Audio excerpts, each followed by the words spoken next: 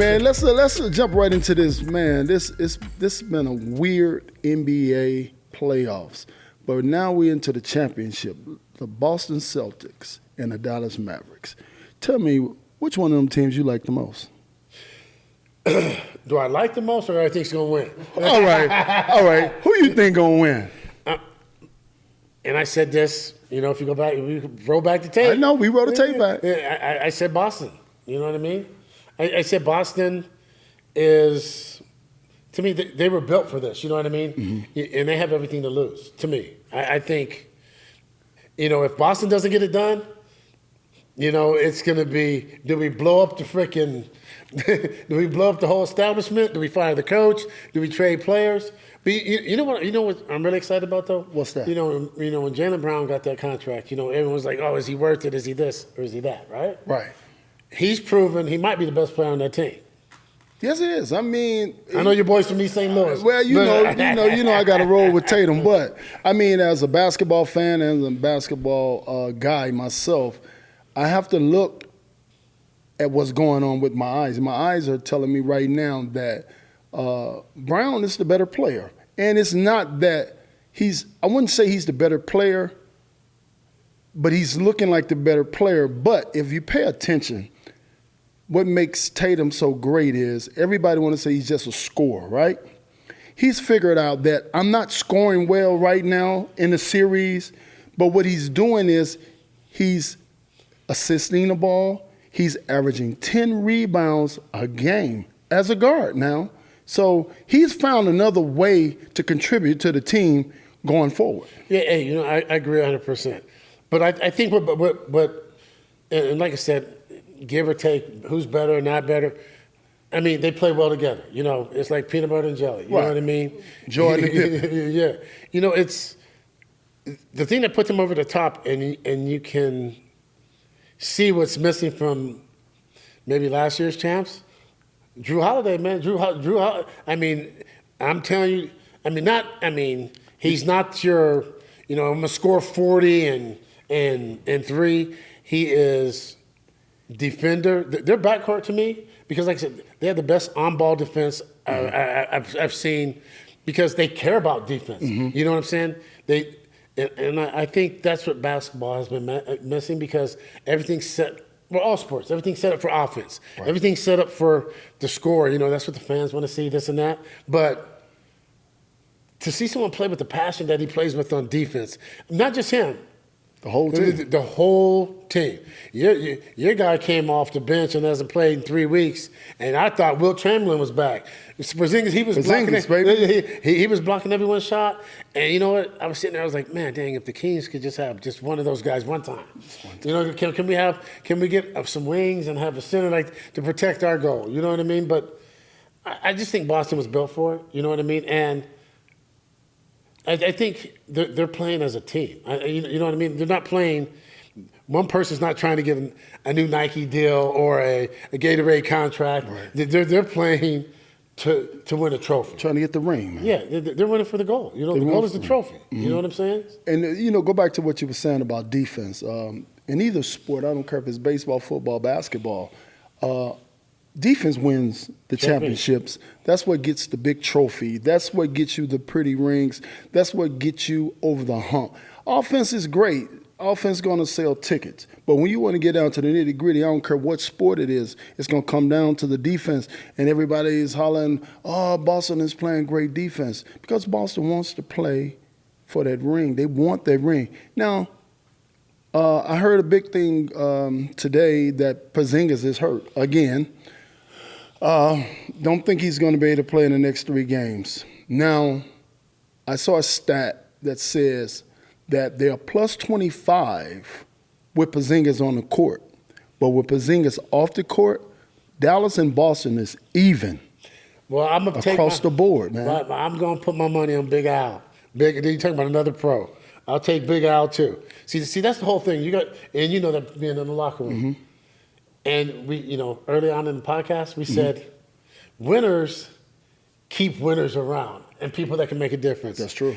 So you have veterans. You have people that have done it before. Mm-hmm. His dad grew up in it. I mean, they're not out there with a bunch of guys that are 24 years old. You know what I mean? Right. But in due time, Oklahoma City's they're gonna be there. Because they're all the same age.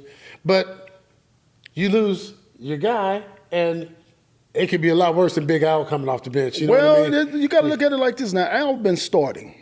And now Al is going to have to play a lot of more minutes. And at our age, and as you get older as a professional athlete, you start looking for a little bag-up period. Where my bag-up at, man? And you might not say it out in public, but that body said. And if you started playing Al too much, now those youngsters that's playing for Dallas going to start throwing those lobs, because as soon as Porzingis went out the game the other night, here come the lobs, here come the dunks. So are we getting ready to see the lobs and the dunks coming back from Dallas? Because I don't expect Dallas to lay down and die. That ain't finna happen. Not with Kyrie. No, Kyrie, And the bomber, the mad bomber, Luka, Luka got too much pride. Luka come to work every day. He packed lunch pail. When you hear the other, and people say, do you play for this or play for that? I think you play for foremost yourself and your family, but the respect of your peers. Mm-hmm. Everybody that talks about Luka, because all the crying, all the antics on, but everybody that talks about Luka, man, he's the truth. He's fire. You know what I mean? Luka is a walking bucket. You know what I mean? By far. And he competes like no other. So hey, my hat's off to Luka. But going back to Big Al, yeah, the lobs are going to come. But for Porzingis, he didn't play the first two series. Big Al is not, he's used to minutes. So, now they might have to compensate though. The rotations, then everything's going to be a little bit different. But you got to remember, the big guy missed a lot of time, and Al helped him get, 25, 13, but he was giving up. He was in the middle of the pick and roll. But I think they will make some adjustments, you know what I mean? But this is what basketball's all about. It's a chess match. It's going to be interesting to see how Boston counters that the big guy's out, and then what Dallas does. You're taking away a lot of points when you lose Porzingis, okay?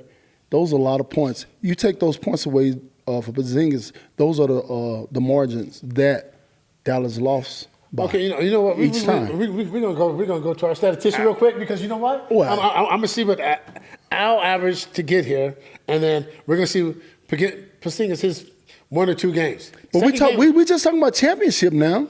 We're talking about the championship now. We're talking about the elite, the best of the best, which right now is Dallas and Boston, right? We're not talking about that game, that series before you got to Dallas. We can't use that because we can't say they're the best. But we can't say they're the best. But we can say, I tell you what, if your big man's gone and Big Al's gone, they ain't gonna be here. Well, I'm gonna tell you this, and I'm gonna tell everybody out there in they're not gonna be here. In podcast land. Here come the Mavericks. Hey, Here come the Mavericks. I like it, man. I'm telling you, brother. Who you bet on in the hockey game last night? Who you have? I like Florida, man. Oh, see, I like Florida. I've always liked Florida. You know what the problem is with Edmonton? They too far up there. They've been way up there for a long time. They've been way up there. I can't pay attention to them, so I don't know nothing about them, man. They've been way up there. I'm gonna tell you how confident I am. I got that ticket. You go cash in. Yeah, man. I went Florida and under last night. You know what I mean? You're doing good. Hey, dog, I almost had a heart attack. They went empty net at 6 minutes, and it was 5.5. It was over. Edmonton went empty net like at 5:50. I couldn't do too much with my shoulder, but I almost threw a fit. You know what I mean? I was like, "Are you really finna lose my money over an empty netter?" You're gonna at one point you're gonna be an empty net, but not 50. Yeah. I was like, oh man, it's gonna be ugly. Oh, and I seen the ball go from the other side of the blue line. I'm like, hit the post on the other side of the post, and then it went 4-1. Then one went in. It went 4-1, and then the Panthers just smuggled the puck. I was so happy. I know you was. I was so happy. Because with the empty netter, with a team like the Panthers, they should have scored at least 3 more goals. Easily. At that point, they're just trying not to get nobody hurt, because I think Edmonton, they lost one of their big dogs yesterday because of the high stick. He hit the boy right in the nuts. I ain't never seen nothing like it. In the balls, I thought he was going to cut him in half. Woo! I thought he was going to split him right down the middle. Split him with a good Lord He went straight down. I thought, yeah. Do you think Florida takes that series? I do. Easy. I think Florida, but I think Boston takes it serious too. Because you know what? Boston's where they're at, and Tatum hasn't played like Jayson. But we're seeing basketball players now. Basketball players scores win scoring titles. Batting champions win batting titles. But you got to be a team guy, and you got to be. You need more than just one person to step up. Do you believe in the others playing better at home? The others are the other three guys outside of Luka and Kyrie. Yeah, because they're comfortable. They haven't been where Kyrie and Luka have been. Okay. Yeah, but also when you go across to the other side in the green too, them boys they've been built for this. They've been through this. This isn't 1, 2, 3, 4. This is expectations. When after the last day of the season, if they're not lifting the trophy, they're already thinking about the trophy next year. So they've been built for this. They've been through it. I really thought that Dallas should have won Game 2. They should have won Game 2. Game 2 was there for them to win. The reason they didn't win Game 2, I hate to say it, but it was, and I don't want to put the blame on one man, but I have to put it on him because he's such a great player, is Kyrie. If Kyrie would have been just half of himself, they'll be going to Dallas right now, 1-1, and when they leave Dallas, they be down 3-1. But Boston put themselves in a great position. They held on, Game 2. Now they 2-0 with one of their better players hurt again. Because trust me, they not sitting in the locker room saying, we can win this without Porzingis. But in public, they're going to say, oh, we got this, we're going to be okay. But let me tell you something, those points that Porzingis was putting up, those were big points for them to separate from Dallas because eventually Kyrie and Luka are going to be on at the same time, and that's not going to be a good look for Boston. I hear you talking. All right. I hear you talking. It's coming. You know what? Like today, what was it? Primaries? It's Tuesday. You know what I mean? Mm-hmm. That flag and all them stars. Yeah. I respect your opinion. You know what I mean, big dog? Bro. I don't have to agree with it, but I respect it. I respect yours. But mine is totally different because mine is a little bit different because I think they are saying we can win this without him. It makes it better because. But I'm gonna tell you, man, White. And we was talking about Dallas' backcourt, but I'm telling you, White, Holiday.